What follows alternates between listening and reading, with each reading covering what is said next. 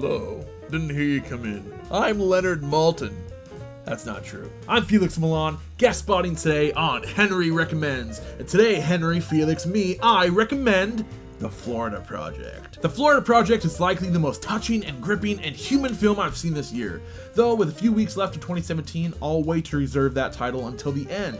It strikes a fascinating balance between the mischief and natural wonder of children and harsh and unforgiving environments. The film follows a gang of small children in their daily adventures. They have much in common, being incredibly poor, living in hotels their entire lives, run down hotels under a noisy highway a few blocks away from Disney World. But none of that matters to them as long as they can go outside and be themselves. The film says a lot by saying a little. Being almost entirely from the perspective of children, we don't gather a ton about what's really going on.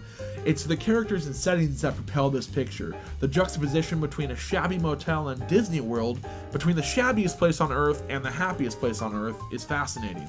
The way director Sean Baker leads us from a band of rugrats playing in a field to having them play in a hallway where drug deals and prostitution go down may sound like a bit much, but with it being strictly from the kids' perspectives, you pick up on these themes if you really try. It's not thrown in our faces, but occasionally it occupies our conscience. It truly is remarkable how children continue to thrive and play in two opposite locations. The families with money go to Disney World, the kids without are playing in underpasses and cow fields.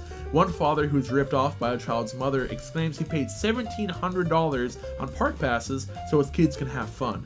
The mother who scammed him doesn't make that in 3 months. While that's a cold, harsh reality, further dissecting the stark contrast in our economy and society, the movie doesn't get too harsh. The kids won't let it. The film is filled to the brim with life, the environments, very much characters in the film, the plum purple Magic Kingdom Motel, the emerald green fields of the Everglade, the fiery orange World Dome, even the motel pool. These are magical places to kids, but to you and I, they're just part of life. To those outside of the complexes, we would never think twice about them when we pass them on the highway, other than I'm never staying there. What I applaud about Baker is we have a nearly 2-hour film set in an environment most of us would never examine, but Baker makes them worth examining. Although it couldn't be done without the fantastic performances we get. The forerunner of awesome roles belongs to Brooklyn Prince. The little powerhouse holds our attention and we fall in love with her. She is maniacally funny, silly, and genuine. I feel like we would have been great friends if we met as kids. I found myself more than once wondering how such a little kid can have such a huge presence on screen. The key is, she isn't trying.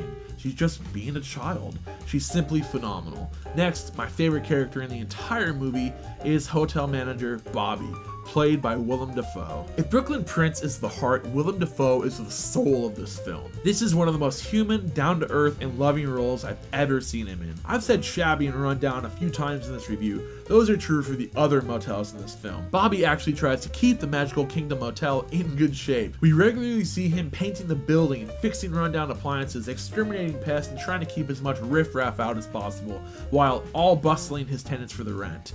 He runs the motel with a heavy hand but a large heart. Dafoe is a gem.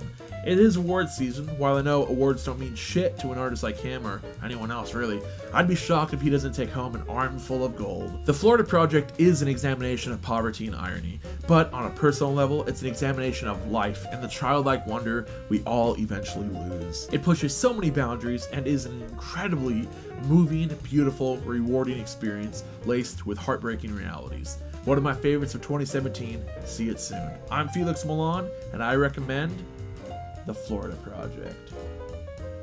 That was our secret handshake. If you want to see me do more crazy weird stuff, check out my YouTube channel, www.youtube.com/filmschoolfailure. And once again, I'm Felix Milan.